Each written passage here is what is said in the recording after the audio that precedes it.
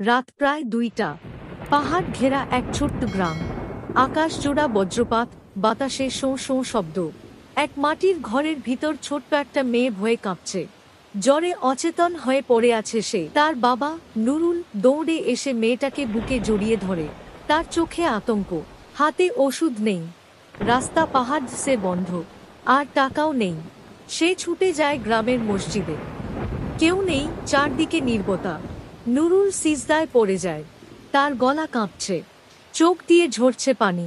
হে আল্লাহ, আমি কিছু চাই না, শুধু আমার মেয়েটাকে বাঁচিয়ে দাও।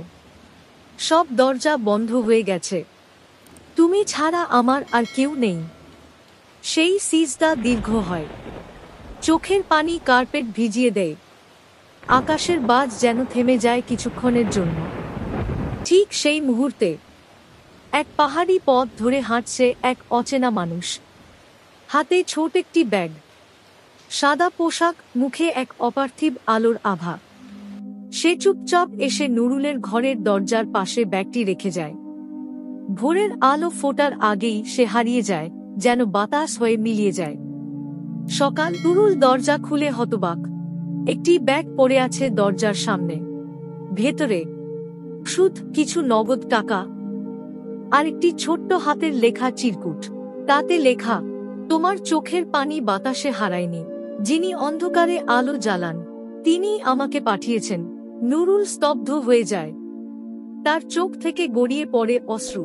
সে জানে এটা কোনো মানুষের কাজ না, এটা তার প্রভুর জবাব। কয়েকদিন পর মেয়েটা পুরোপুরি সুস্থ হয়ে যায়। গ্রামের মানুষ চমকে যায় এই অলৌকিক ঘটনায়। মসজিদের মাইক থেকে ঘোষণা হয়, গ্রামে একজন মানুষ রূপে কেউ এসেছেন, যিনি কারো জানার আগেই দরকার বুঝে পৌঁছে গিয়েছিলেন। এমন কেউ হয়তো ফেরেশতা, হয়তো কোনো দোয়ার জবাব।